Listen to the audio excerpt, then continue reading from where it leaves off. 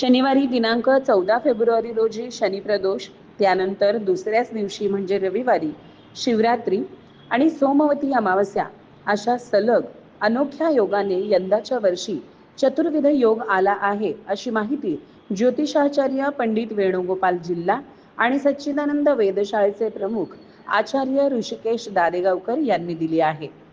या काळात केली जाणारी सेवा, या दिवसांचे महत्त्व आणि फलित याची सखोल माहिती या दोन्ही आचार्यांनी दिली आहे. पुत्रविमाग्रजं छायामार्तंड संभूतं तन्नमामि शनीश्वरम. शास्त्रामध्ये भगवान शंकरांनी जेव्हा तांडव नृत्य करत होते तो काळ होता प्रदोष काळ. त्या प्रदोष काळामध्ये भगवान शंकराची उपासना केल्यास भगवान शंकराची विशेष कृपा अनुग्रह प्राप्त होते असे शिवपुराणामध्ये सांगितलेलं आहे. म्हणून प्रदोष व्रताला अत्यंत महत्त्व सांगितलेलं आहे. जो व्यक्ती प्रदोष व्रत करतो त्याला सर्व प्रकारचे दारिद्र्य, दुःख, दोष, बाधा, पीडा, संकट नाहीसा होतात असे शास्त्रामध्ये स्कंद पुराणामध्ये सुद्धा सांगितलेलं आहे. यंदा 14 तारखेला शनिवारी शनिप्रदोष येत आहे आणि दुसऱ्या दिवशी महाशिवरात्री आहे. याला विशेष महत्त्व असल्याने शनी आणि शिवकृपा प्राप्तीसाठी शनिवारी सायंकाळी प्रदोष व्रतामध्ये शनी भगवंताची कृपा अनुग्रह प्राप्त होण्यासाठी व भगवान शंकराची कृपा अनुग्रह प्राप्त होण्यासाठी संध्याकाळी स्नान करून भगवान शंकराची उपासना करावं व भगवान शनिदेवतेला तेल, गोंगडी, तिळाचा तेल, मोहरीचा तेल आणि काळ्या प्रकारचे वस्त्र दान केल्यास विशेष महाकृपा प्राप्त होते असे शास्त्रामध्ये सांगितलेलं आहे. पुत्रप्राप्ती होण्यासाठी बुधवारचा बुध प्रदोष व्रत करतात. ज्यांना व्यवसाय, व्यापार, अभिवृद्धी व्हावा याच्यासाठी शुक्र प्रदोष व्रत करतात. आणि मुलांना विद्या, बुद्धी, मेधा, प्रज्ञा, यश, कीर्ती प्राप्त व्हावं व वैवाहिक जीवनामध्ये अडथळा नाहीसा व्हावं, कर्जमुक्ती व्हावं याच्यासाठी मंगळवारी येणाऱ्या भौम प्रदोष व्रतास विशेष महत्त्व सांगितलेलं आहे. दररोज जे प्रत्येक वारी येतात, ज्या वारी त्रयोदशी असते त्या वारीचा तो प्रदोष काळ असतो. शनिवारी आलेल्या त्रयोदशीस शनिप्रदोष म्हणतात, रविवारी आलेल्या त्रयोदशीस भानुप्रदोष म्हणतात, सोमवारी आलेल्या त्रयोदशीस सोमप्रदोष म्हणतात व मंगळवारी आलेल्या त्रयोदशीस भौम प्रदोष म्हणतात.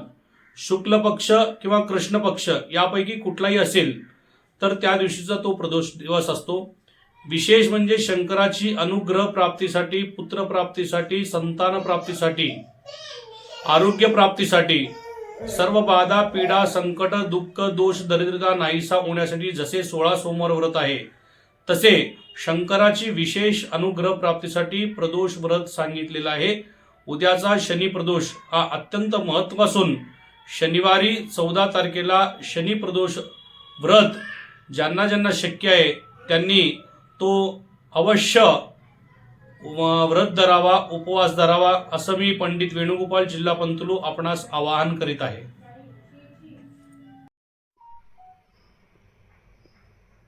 हरि ओम. अंबे अंबिके बालिके न मानयति कश्चन ससत्यशवकाः सुभद्रिका काम्पीलवा सिणिम्. ओम नमस्ते रुद्रमन्यव उतोत इखवे नमः. बाहुभ्यामुतते नमः. शन्नो देवीरभिष्टय आपो भवन्तु पीतये संजोरभिस्रवन्तु नः. भवानी शंकर देवता, शनी देवता याला वंदन करून शनी प्रदोष याचं महात्म्य काय, दाते पंचांगात दोन्ही शुद्ध आणि कृष्ण पक्षात प्रदोष व्रत दिलेले असते. शुद्ध त्रयोदशी आणि वद्य त्रयोदशीस हे व्रत करावे असे सांगितलेले आहे. शनी प्रदोष, शनिवारी जो प्रदोष येतो तो शनी प्रदोष आपल्या मनोकामना, विशेषतः सौभाग्यवती हे व्रत संतान किंवा संतती प्राप्तीसाठी करतात आणि ह्याचा प्रत्यय बऱ्याच जणांना आलेला आहे. यावर्षी 14 फेब्रुवारीस शनी प्रदोष, 15 फेब्रुवारीस महाशिवरात्र, 16 तारखेला सोमवती अमावस्या आणि 17 तारखेला अमावस्या आलेली आहे. हा सर्व पर्वकाल शिवशक्तीच्या आराधनेसाठी फार महत्त्वाचा हा योग, चतुर्विध सेवेचा योग यंदाच्या वर्षी आलेला आहे. रुद्रसूक्तात शिवसंकल्पमस्तु असं एक सूक्त आहे. शिवसंकल्प सूक्त यामध्ये शिवसंकल्पमस्तु म्हणजे हे सर्व माझा संकल्प योग्य सिद्धीस जावा असा त्याचा अर्थ आहे. आणि गुरुचरित्रात सुद्धा शनी प्रदोषाचा एक वेगळा अध्याय आहे. सप्तशतीत सुद्धा कालरात्री महारात्री मोहरात्रीश्च दारुणा या मंत्रात सुद्धा त्याचा उल्लेख आलेला आहे. रुद्रसूक्तात शन्नो देवी रभिष्टय आपो भवन्तु पीतये शंजोरभिस्तंतु नः. शनिवारी प्रदोष आल्यास शनिदेवाची सुद्धा कृपा व्हावी असा सुद्धा कृपा होती असा सुद्धा उल्लेख आहे. या नूतन संवत्सराचं नाव जरी पराभवनाम संवत्सर असले तरी या शिवसंकल्पामुळे हे पुढील वर्षसुद्धा विजयोत्सवाचं जाणार आहे.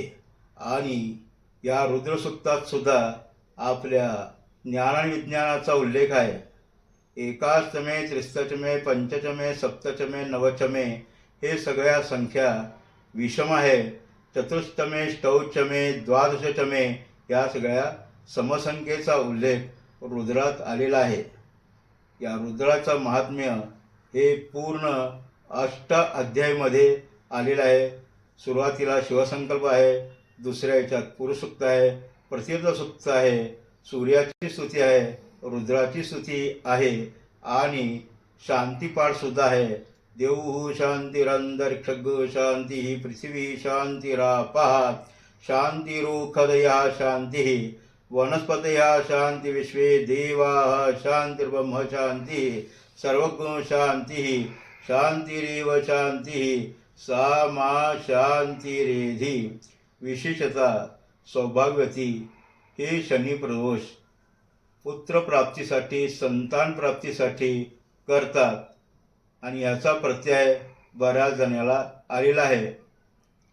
शिव म्हणजे सर्व दृष्टीने शिवाची आराधना करणे आणि त्यातच शिवकृपा प्राप्त करून घेणे असं वेदात शास्त्रात सांगितलेले आहे. कैलास राणा शिवचंद्रमौळी फैनांजनाथा मुकले जाळी, कारुण सिंधू भवदुखारी, तुझ वीन शंभो मज कोण तारी असा शिवस्तुतीमध्ये सुद्धा उल्लेख आलेला आहे. जय हिंद.